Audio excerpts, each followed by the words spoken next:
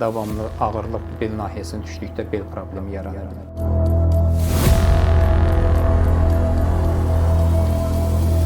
Hər zaman onurğa problemi ilə, bel ağrısı ilə, boyun ağrısı ilə, kürək ağrısı ilə mənə müraciət edən pasientlərimizə nə işlə məşğul olduğunu soruşuruq. Daha çox maşın sürürmü, məsələn, sürücüdürmü, ofis işində işləyirmi? Ofis işində işləyən, kompüter arxasında işləyən insanlar bəzən zamanın necə gəlib keçdiyini bilmir. Saatlarla və yaxud da kompüter mütəxəssisləri saatlarla kompüter arxasında əyləşərək onurğalarını bilməyədən də zədələyirlər.